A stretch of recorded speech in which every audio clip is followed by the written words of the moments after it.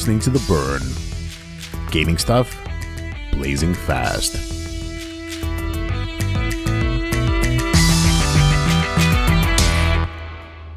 Welcome to a new episode of The Burn, a podcast about gaming done blazing fast. I'm Aviv Manoach. And Omer Kaplan, third time the charm. Let's do it. We're gonna record this thing. We'll certainly try. How are you doing? I am very well. How are you? I like it that we're taking turns now. We're not. It's like one sentence at a time. That's how it normally works. I don't know what you're talking about. Right? Yes. Yeah. Okay. Nobody was here for the first two attempts, so we're starting fresh. It's all good. It's a new day. Yes. No, it's not a new day. It's the same day. Anyway, anything interesting happening? Nothing too much other than the huge demand for COVID testing that is taking all of my attention and time at work. No, it's pretty relaxing. It's kind of funny how on September, so for our listeners, I don't know where we're gonna release this episode, but today's September 3rd. But it's kind of funny how over here, like September 1st, it's like somebody switches off the fall switch, and all of the trees are starting to have yellow trees. The weather is like getting like 10 degrees cooler. I don't know what's going on, but we're getting to the nice fall season, which is pretty nice. Here it's like 3 degrees less hot. That's it. I like it that you don't say it's like cooler. It's like It's less hot. It's like still hot. It's just less of it. Yes, exactly. So we are The Burn. We talk about gaming. In each episode of the show, we discuss a game that we were playing and liked or didn't, and some news from the gaming industry. You can listen to all episodes at theburn.live, where you can also subscribe to your preferred listening app. And you can also find me at twitch.tv/icel.me for live content. So today we are talking Dungeons and Dragons Dark Alliance. Yes, we are. Omer, are you familiar with the history of the Dark Alliance franchise? I know that there was a previous old game, but I didn't go as much as like doing some research. But I bet you are. Yes. So it went like this. In the early 2000s, the aughts, as they call it, there was a very successful... It was the booming time for Dungeon and Dragon gaming. It was all those games from the Infinity Engine, like Baldur's Gate and Planescape Torment and Icewind Dale, and then Neverwinter Night. And the most successful series of those was Baldur's Gate, and at some point, BioWare and Wizard of the Coast parted ways. And apparently... BioWare or some other, or maybe the publisher, or I don't know who it specifically was, kept the rights to the franchise of Baldur's Gate, but not the rights to the series itself. So they gave another company to develop a game called the Baldur's Gate Dark Alliance, which was completely separate from the rest of Baldur's Gate and also pretty shitty. I have no idea why they decided to revive that game, that like franchise. Obviously they dropped the Baldur's Gate because they put it on another company and another new game. There were two Dark Alliances. That's interesting. Yeah, I kind of remember there was one that was really old because the name sounded familiar, but... Yeah. No, it's 2001 and then 2001 and then 2000 and let's see, 2001, 2004, the two Dark Alliances, and interestingly enough, Dark Alliance 2 came back to Black Isle Studios.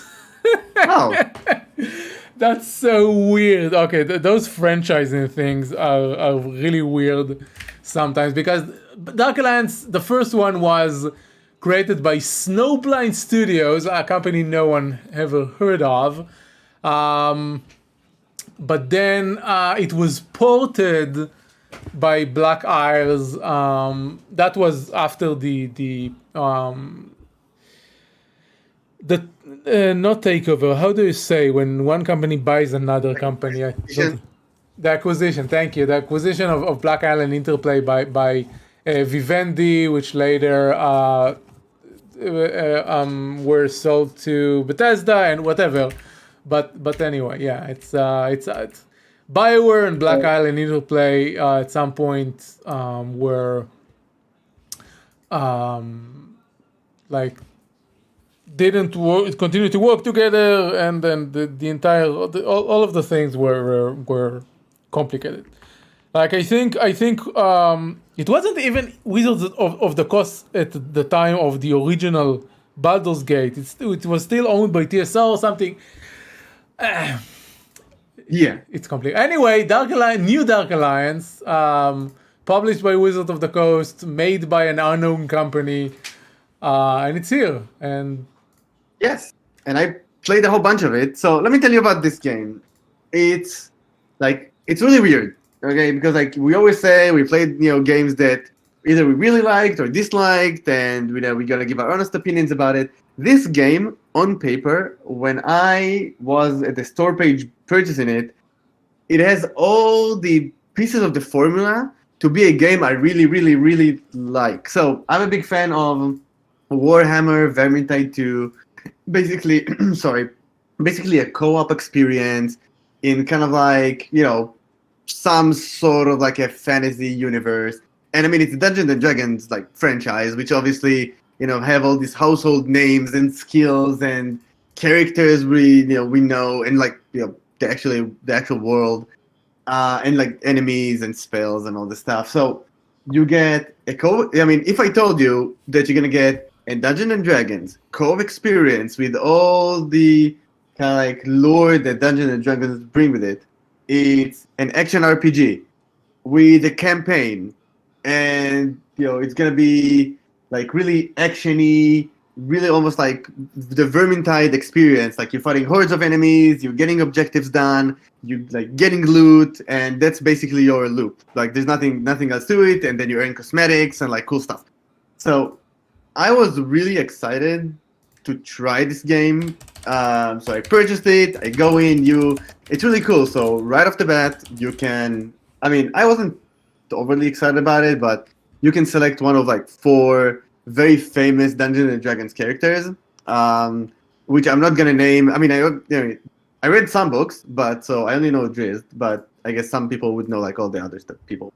But you got your barbarian person, you got your dwarven tank person, you got your ranger lady, and you got your. But all of like those are from the Drizzt books. The what? Yeah, they're all from the books. And so why don't you know them? I don't remember any of the names. I just remember that that party of characters is from the original Icewind Dale trilogy, where Drizzt was introduced. And all the locations and all the like a lot of the missions in the campaign are from there, and you meet like big and really kind of like well-known monsters from goblins to a beholder to like you meet you fight there's bosses. So it's really, I mean, they took like the Vermintide 2 formula and said, well, we're gonna do third person instead of a first person. You're gonna have your missions. There's a billion types of currency you can collect along the way. Literally, there's like 10 or 12 different types of currency you can collect, and you can convert them to loot and upgrade. And after you finish like each mission, you get a chest, and that chest have a chance to have more items. So that gameplay loop is really tight. But like there's cool like D&D mechanics along the way. So as you level up characters, you get your character sheet and your stats slightly increase. And in the middle, instead of checkpoints, you can either choose to do a short rest and like kind of like reset your stats, but enemies respawn, or you can skip the rest and it's gonna increase the quality of the loot you're getting, but you're not gonna getting your stats back. Another cool thing that they try to do is they said right off the bat, I read kind of like the developer logs, and they said, well, we're not going to do just a third-person hack and slash. We're going to do a skill-based system. So it's essentially, I mean, it's not really a Souls-like experience, but a lot of the monsters have their own animations, and there's like a very complex, like dash, block, parry. There's like 3 types of dashes. So like the short dash, depending on like some character like dashing skills, and just like long dashes and rolls. And so literally you use like the entire, if you're playing with the controller, you're playing with the entirety of the thing all the time. And there's also a combo system where you can like mix and match different buttons to create this like really flourishy and like cool moves. So you don't really, it's not really hack and slash in a way of like, like light hit and then heavy hit thing. It's really kind of complex. You have your ultimate that you're charging, and every character has their own kind of like ultimate. So on paper, it should have been really, really cool. The worlds are awesome. All the monsters encounters are voiced over, so you can hear like goblins kind of like chatting between themselves, and then you surprise them or not. There's like kind of like a stealth mechanic where you can like sneak up on enemies and then you get kind of like a surprise attack, but that like lasts for a second. So on paper, really pretty like super nice game. I go in there and I was right off the bat, I was surprised that unlike Vermintide 2, they throw you into this game solo. So if you don't have a party that you matchmake with, you just go in there and you play the game. And it wasn't, I mean, Vermintide 2 gives you bots. So unlike that experience, it felt, I don't know, kind of like empty. It really showed, I mean, at least to me, right, personal experience, it really showed that I think the game was meant to play as a team, and the characters kind of like complete each other, right? Because you have your tank and your barbarian up front, and then you have kind of like the rogue going to the back line, and then the ranger with like long range attacks. So the characters really complete each other, and then when you go in solo, it feels like it feels too empty for, let's say, I mean, you're not powerful enough. You don't feel powerful like I would say the Lord of the Rings Shadow of Mordor War series. Mm-hmm. Yeah. It's like you're there in a skill like based game, attacked by the same hordes of enemies, and you would say, "Oh my god, I wish there was like somebody else in here with me battling," but no, you're just kind of like alone out there. So that was kind of a bummer. And then I tried to matchmake, and it took forever to find a group, and it actually fails after like a couple minutes. So you have to like restart every now and then. And I found some people, they were super high level. They just like sprinted the level because they know what to do. I was like, hey, I got lost one time. So, I mean, it's kind of like a soup that have all the good ingredients, like good formula. But somehow, when it came to execution, I don't know. I don't feel that the game was meant to be soloable. I mean, I've seen videos, like people definitely did it. I feel like it was kind of like meant to be a team game, and I don't know, I couldn't last over like, I think played like 5-6 hours. I played all the first act and then a couple other missions. It just, I don't know, the loop isn't fun enough to keep me engaged solo. You always keep wanting to like, get all the party together and like win together, but you just can't. I really try to get into groups, it just don't happen. So and it's not fun solo. No, that, and also the fact that I tried to play with the keyboard and mouse for the first couple hours, and it was like impossible to play. It was really, I mean, this game was definitely meant for a controller. So I go in with the mouse and keyboard, and then even basic stuff like dodging, there's like a dedicated dodging key, as opposed to like double tapping a direction to dodge in that direction. So I don't know. So it felt really clunky. I switched the controller, hands-on, the better experience. It's just, I don't know. I could not. The gameplay itself couldn't keep me engaged long enough to play the thing solo, as opposed to, like Vermintide, that I can play solo with bots forever. So really, really, I mean, I don't know if they're gonna keep pushing updates for that. I don't know if it's a player-based issue. It's just really, I don't know, unfun solo. But other than that, everything's amazing. Like it's really showed that they like dedicated tons of time to keep the gameplay really cool and flourishing, nice, and all the characters are really distinct. I wish there was a magic wielder though. It's kind of like missing some magic, but other than that, Right, that super series stupid. didn't have any magic user. Yeah, which is, I mean, yeah, would be nice to have a mage, even like, yeah. So especially after I have a lot of mileage with Vermintide 2, and I know that there's a better alternative. Like there is a way to do it, like in a super fun way. Maybe it's because Vermintide 2 also have kind of like subclasses, and here you kind of play the same 4 characters, and they have like, I mean, they're like combos and like moves you can make, but I don't know. I mean, cosmetics were fine. I mean, it's nothing like something to write home about. So, Button I mean, line. if I had friends to play with, 100%, or I mean, if matchmaking was existent and I could like play with a party every time, I think it would be amazing. Solo, I just moved on, honestly. So not worth a buy. I mean, so here's the thing. It's on Game Pass. So if you have it, I would just like fire it up and try.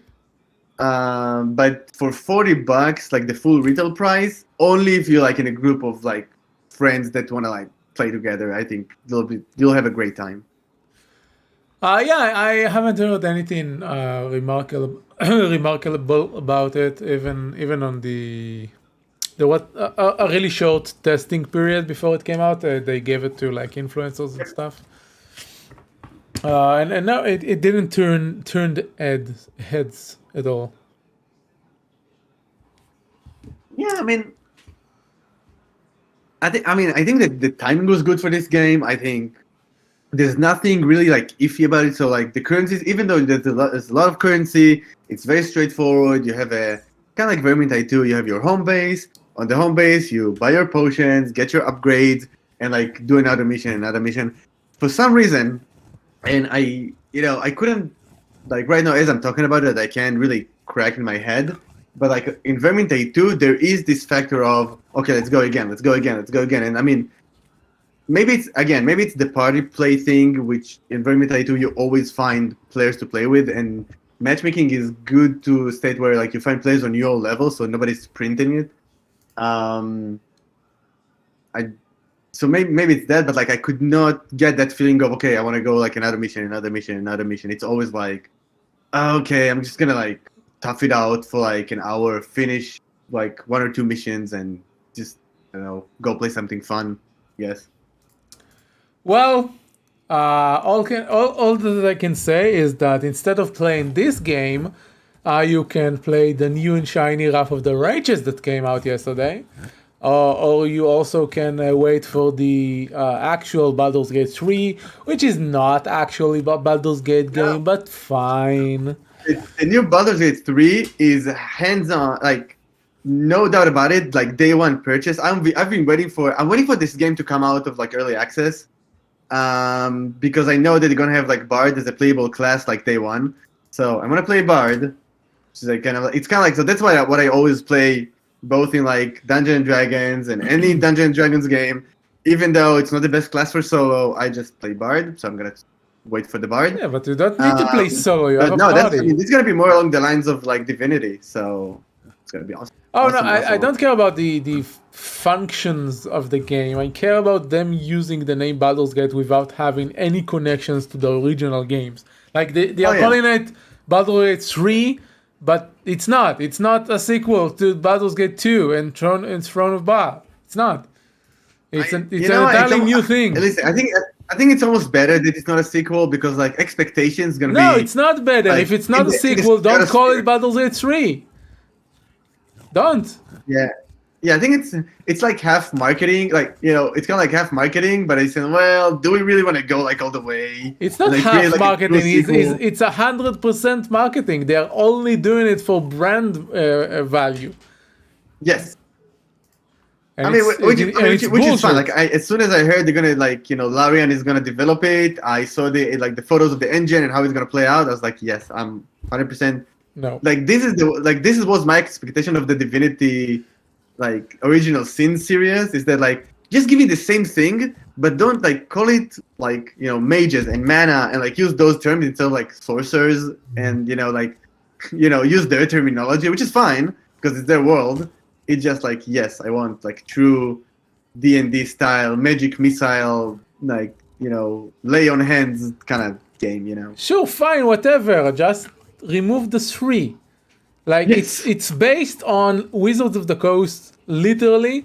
Baldur's Gate Descent into Avernus. That's the original adventure that this game happens afterwards. So yeah, sure, use Baldur's Gate, but why the 3? Why? Yeah. I mean, I would say, look, to any of our listeners, like, hearing this episode that are excited about, like, D&D Dark Alliance, I would say just go play Vermintide 2. It's always on sale. The missions are, I mean, it's just basically a better game. At least, like, from my opinion. It's just, and the world itself is pretty awesome, too. So. Yeah. Yes. But Vermintide is cool. So, I really wanted to get excited about it. Ended up playing a few hours and just calling it. So, Well, that's it's fine. Yeah, and I'm usually like very optimistic about games and very but like this one was rough. But in the new Wrath of the Righteous game, I also think you can play a bard. Oh yeah. Wrath of the Righteous is like, yes. So I'm playing another game right now. As soon as I'm done with that, I'm putting down my $50 for Wrath of the Righteous. I need a new CRPG in my life. Yes, there is a bard. That's gonna be a great game. And like from everything I've seen, they just like improved on what they had started in Pathfinder Kingmaker. So yeah, it's like it's easy to understand. You get turn-based combat in the base version, which we like. If you remember, we had to wait maybe a year and a half to get it.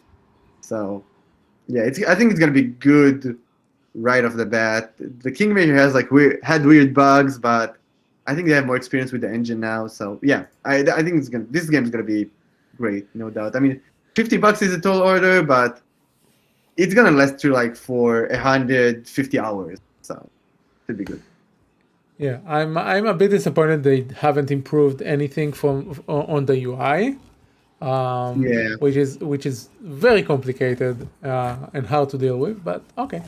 I have a very special place. If you're not an avid Pathfinder player like me, for example, you have to kind of like relearn a lot of the like mechanics, which are not always like self-evident. Mm-hmm. Which the UI doesn't give you any doesn't do any favors. So you really have to. You can just play on super easy and ignore everything. Yes. Yeah, I mean, yeah. So, there's also like a crusade mode, which hopefully I can like automate and just play the adventure and have fun. Yeah. I have a very special place for Wrath of the Righteous in my heart because I played the tabletop campaign for 2.5 years. Nice. So I may need to recreate my Oracle, although not everything I used in the tabletop game exists in the video game. So, yeah, but like, so if it's anything like Kingmaker, you're gonna have mods for like everything. So I've seen an Oracle mod for Kingmaker, that add like the class and like everything you want. So just give it some time. You'll get your Oracle. Maybe. Okay, let's do some news and wrap it up. So 2 bits of news from this week. Crysis Remastered Trilogy announced. They already remastered the first Crysis, and that will add the second and third games. Honestly, the second and third games are kind of crap compared to the original. I haven't played 2 and 3, So I have no idea if it's gonna be good. I also never finished the first one. I played a lot of the first one, but like 2/3 into the game changes from like stealth, cool, super soldier action to fighting mean aliens, and that's when I quit. I didn't like that part of the game. No, I can do Alien. Sorry. No, it was just such a difference in styles. Like the first 2/3 of the game were really like Metal Gear Solid-esque stealth gameplay, and then it turns into a run and gun style thing, and I didn't like it. And I didn't play the second and the third one. I watched the second one. I don't think I even watched the third one. It wasn't even interested in the time. But if you want to play Crysis on modern devices, you would be able to. So that may be your thing. I don't know. I mean, it's on Game Pass, so maybe. Yeah, that could be a thing as well. Crysis Remastered. Okay, it says that currently it's on the Epic Games. Oh, and Microsoft Store for PC. Okay, never mind. You are correct. I read wrong. So for the next bit of more interesting news, so PlayerUnknown's Battleground. Yes, you know that very famous game I heard about it. that created an entire genre. Yeah, right. Yes, I'm not very good at it, but yes. Yes, I didn't play it. Even I never played it. The only battle royale I tried was Apex, and that's it. But the thing is that people that don't know the history of it, the PlayerUnknown Battleground started as a mod and then went on to become its own game. And they like created a company around that person that apparently is called Brandon Green, which I didn't know, and I till just now. And now they're doing sort of a spin-off of the main studio into a new studio that's called PlayerUnknown Productions, and that part of the studio is going to focus on new gaming technology, and as part of that they're going to release a new game, or at least at the first part of it is going to be like a tech demo. They're calling it Prologue, and it's sort of a open world survivor building MMO kind of thing, sort of a cross between Rust and No Man's Sky, kind of. And they are saying that, well, Green is saying that for starters, it's going to be just a tech demo. They are going to develop like tools around it and stuff like that. And over time, it may become like an actual game, but for starters, it's just a technology thing. And it's really refreshing to hear developers like say what they want to do instead of like hyping a game, putting it in early access, and then you have to wait for 6 years for the actual game to come out. So yeah, finally a company said, okay, we are going to put this out there, and this is going to be a test, and you can play that test, but it's not a finished game. It's very honest, and yes. I like that. That's a rare commodity, that's yes, for sure. Exactly. I sort of remembered another news from 2 days ago. There is a new patch for No Man's Skies. Speaking of No Man's Skies, it's called Frontiers, and it turns No Man's Sky into SimCity / Animal Crossing. You can go to settlements, you can become the mayor, and you can do stuff. Yeah, I immediately thought about like Frostpunk, just like get people accustomed to a harsh environment. But yeah, this game is keep getting update, like meaningful, huge updates, which is pretty amazing. So it's a great game already, and there's like so much to do there already. So you can, at some, people are talking about like the metaverse and like future environments which we're gonna spend our time. We're all gonna end up in No Man's Sky. I have a feeling, which is fine. I'm game. I'm good for that. I want give a spaceship. Yeah, let's do it. I want real life No Man's Sky. Nah, I don't know. I think real life is overrated. That's also true. Okay, so that's everything we have on the show for you today. Thank you for listening. Thank you, Omer, for being with me. It was always a pleasure. For managing 3 separate recordings until we got it right. Yes, exactly. You wasted 10 minutes of my Ghost of Tsushima playthrough. Yeah, we're gonna talk about that next show. Yes, next episode is all Ghost all the time. Yes. Yes, so you can find us online, Twitter on I'm at Icel and Omer is at Omer Kaplan. Don't forget to subscribe to the podcast, comment, and leave your reviews on your preferred listening apps. You can find everything over at deburn.live. And our opening theme was created by Ann Durker with vocals by Fishy Twitch, both on Twitter as well. Thank you very much. And until next time, see ya. See ya.